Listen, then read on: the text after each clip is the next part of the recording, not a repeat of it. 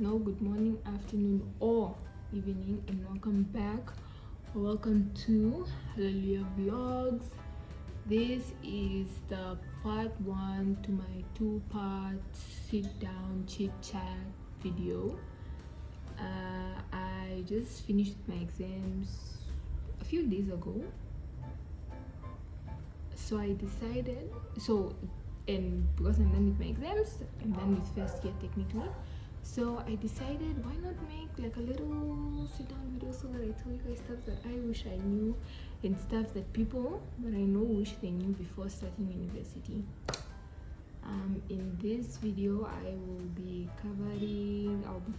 talking about random stuff, like they're important but not super duper important, but they're still important. And then we have personal stuff. Yeah, that's basically it.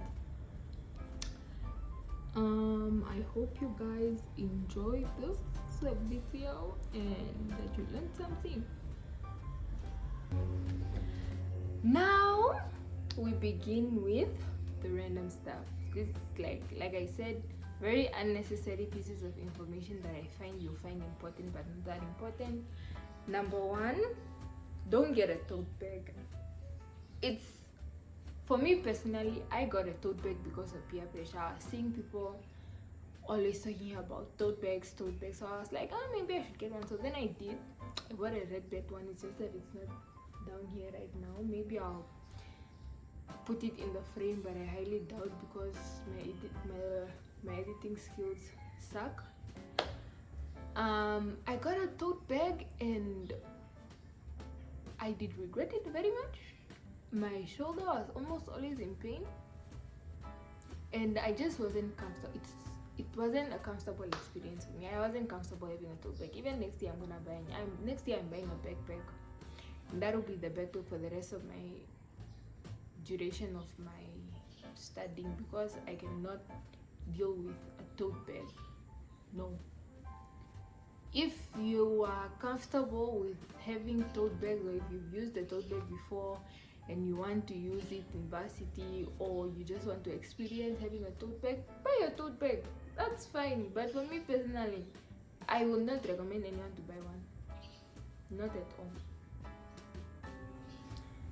Number two, this is for the people that go to NAST, that will be going to NAST next year. Cheap rolls are better than Kasi beggars. My friend said this and I agree with her 100%. Cheap rolls are superior, they are nice, they make you full fast. If you don't know what a cheap roll is, which you probably don't, it's just like a carburation with chips in the middle. That's it.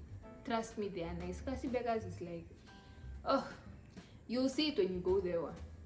But cheap rolls are better than Kasi beggars. Yes, and don't buy cheap rolls from upper campus. I learned that the hard way. Number three, this one, take it like half joke, half seriously. Start studying immediately after registration. It's a joke, but it's not a joke.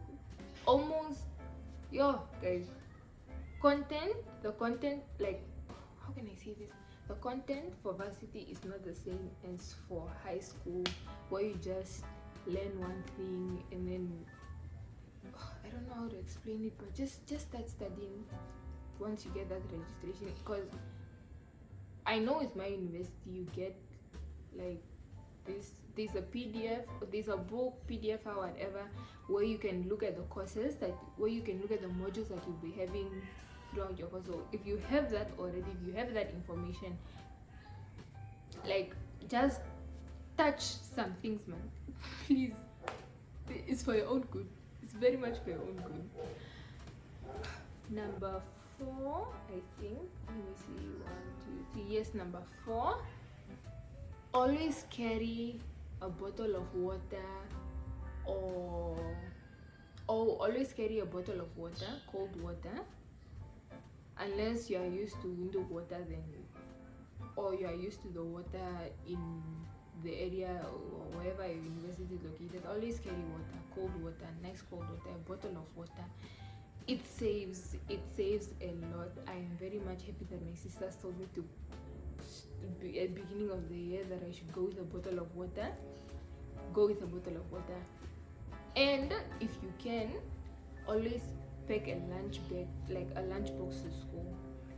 It saves so much money. I cannot tell you how much money I spent this year alone just on food from the tuck shop, Cassie Burger, Hotspot, even this when people go around campus selling things.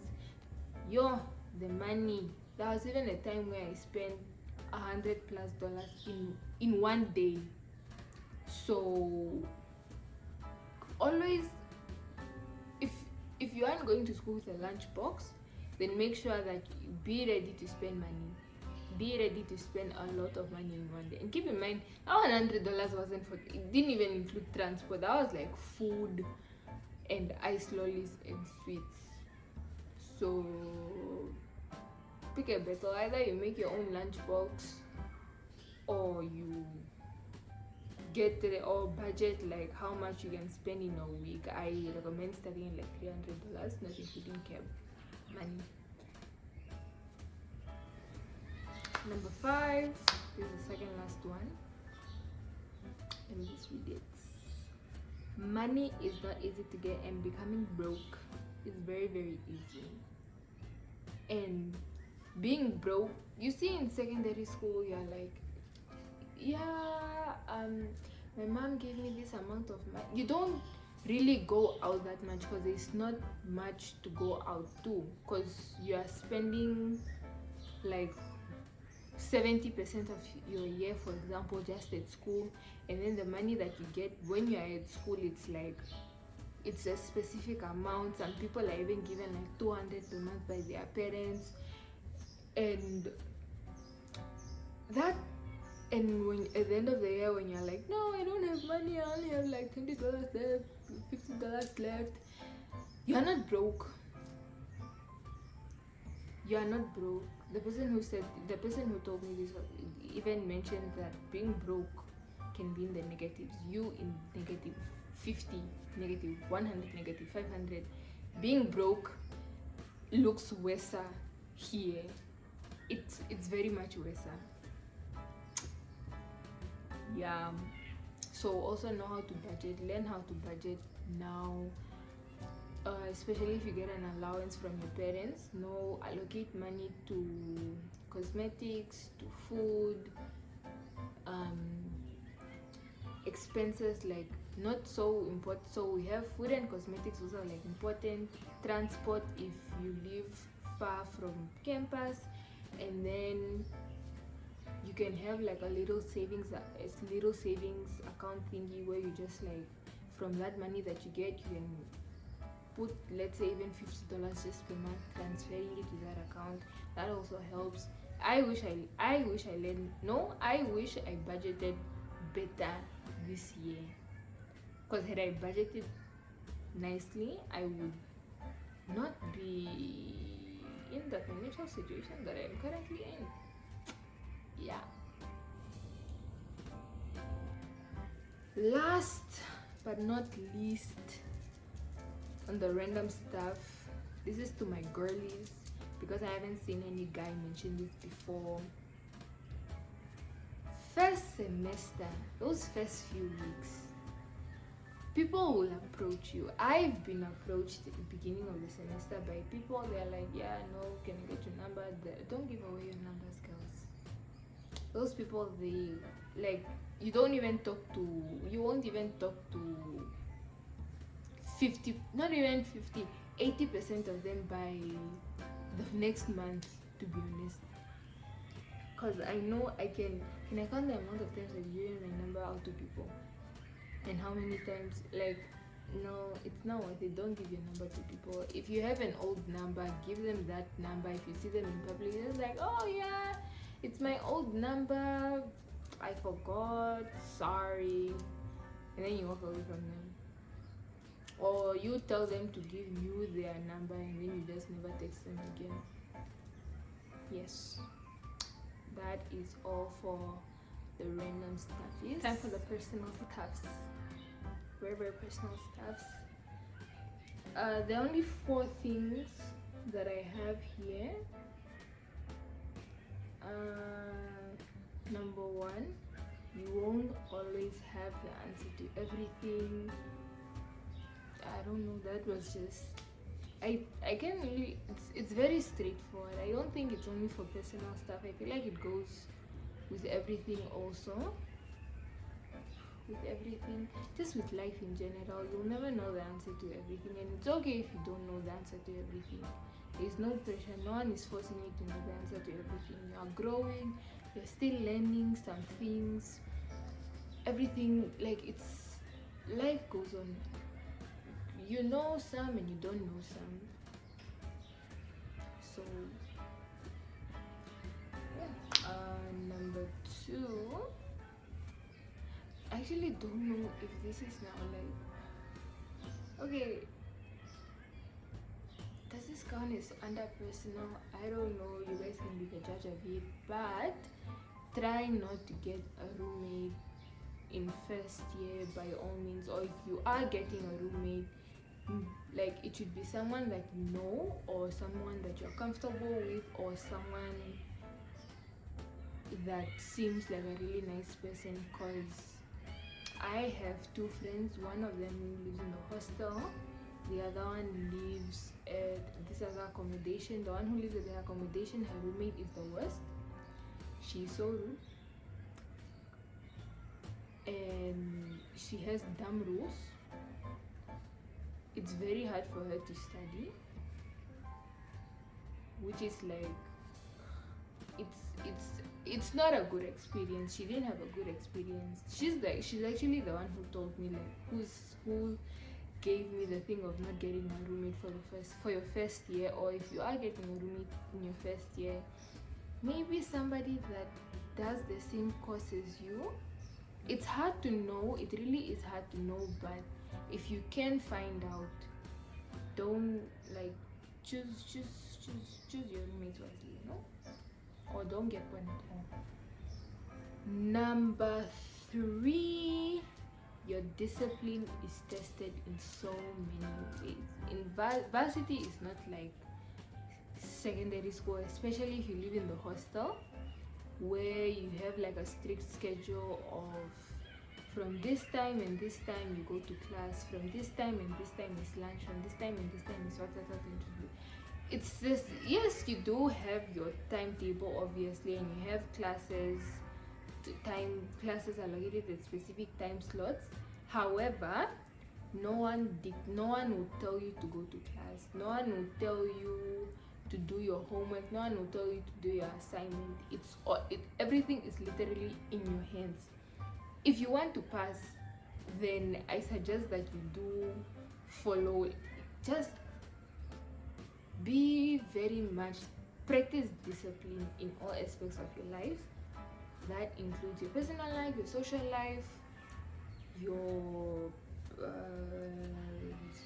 how can I say this? I don't want to say religious life, spiritual life. Yes, your spiritual life, and also academic wise. Did I already say school? I don't know if I said school. I don't care. Yes, because there are many, like, there will be days where you don't feel like going to school, where you spend the whole weekend doing, like, going out with your friends, and you have an assignment due on Monday, so then you're like, oh my gosh, all these things have to be done, what do I do? That's your own fault. There's no blaming. There will be many things. There will be many things. What? There will be many things that will tempt you, in the sense of, no, your friend is like, okay, let's go where quickly. Let's go out where. Come to my house, so we'll do this and this. It's up to you. It's honestly up to you at this point. It will be up to you. Yeah. Last but not least, and I'm going to say this as like a direct quote because I mean it also worked for me, but then I want to say it as a direct quote. I'm going to read it exactly how it is. It goes hand in hand with what I mentioned before, the whole discipline thing. Faith and discipline go hand in hand. When I pray, I usually find strength. I usually find the strength I need and see effective results. Both are needed in this case. I wish I practiced both consistently. So, like I said, spiritual life, there, it's like, I'm gonna say this with me personally. Whenever I was like consistently in the word, man, every day you are waking up, first thing that you do is pray, read your Bible before doing anything else. That is when I was thriving academically speaking. When I stopped doing those things, then the education started getting shaky, because once you start your day productive, it just goes productive from there, at least for me. So faith and discipline, you can't have one without the other. Yeah, that is the end of part 1. Part 2 should be here.